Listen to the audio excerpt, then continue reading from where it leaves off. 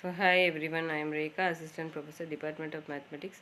Today we are going to explain the topic Karl Pearson coefficient of correlation in the course Computation Mathematics. So Karl Pearson is nothing but one of the method of correlation. So it is a statistical method that assesses the strength and direction of the relationship between the two variables. So it is mainly applied in the economic, social science and also in finding the relationship between the data performs. And not only that, the definition is nothing but it is denoted by the variable r, and the quarter the degree of the linear correlation between the two variables, and normally correlation lies between -1 and +1. The application is nothing but it mostly used in the data sets and helping in the relationship between the two variables. Now there will be different types of positive correlation, negative correlation, and the strength of the correlation. Positive correlation is nothing but if the value increases, and the negative correlation the value one or more value increases and another is decreases.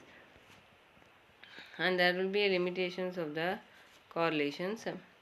So nothing but non-linearity and the other impact and assumptions are there.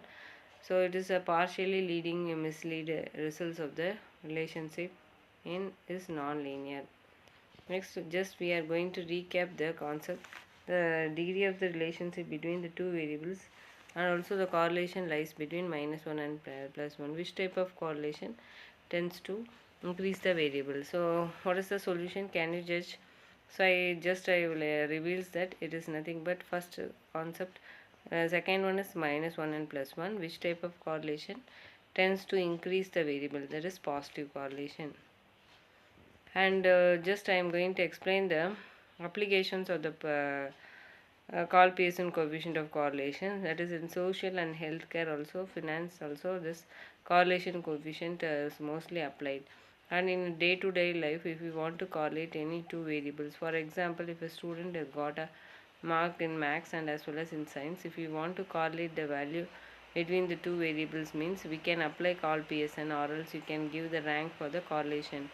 Social science, healthcare, and finance is mostly applied, and the research of the Karl Pearson coefficient suddenly between the variables income and education level in policy development, whereas in the healthcare, in medicine and health, to analyze the correlation between the lifestyles and fractions, also it is very useful.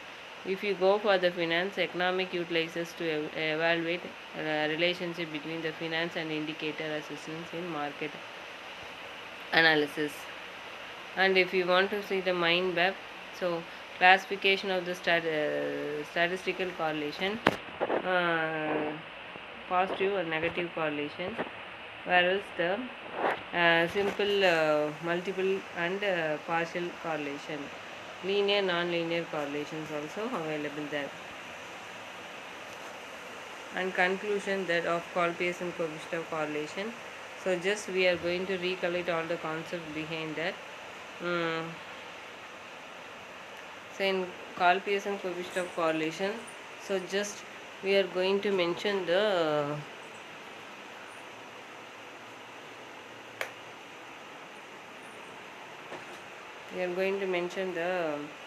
uh, con- conclusion of the Karl Pearson coefficient is nothing but if we want to study the Karl Pearson coefficient of correlation, so we can apply the rank first of all. So rank is measured by the value which is the highest value. First we have to give the rank as 1, and next we have to go with the rank to next priority value.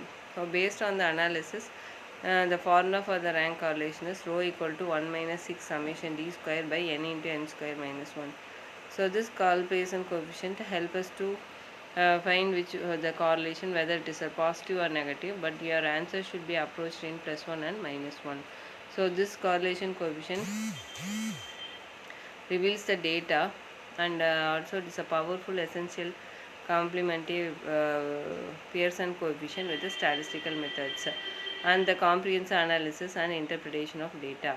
So if you want to go with the future research, it continued exploration of its application and limitation will enhance the useful particulars in complex and also multi-phase data sets. So not only that Karl Pearson coefficient is applied in the many fields. So just I am going to recap all those things. So what are the contents? Positive and negative correlation, simple correlation, linear and non-linear correlation, and also we have the two methods. One is Karl Pearson coefficient and another one is rank correlation. So this Karl Pearson coefficient and rank correlation help us to reveal the positive data and as well as the negative data. So -1 and +1 we can reach it. So thank you students for understanding. So next topic we can see the rank correlation.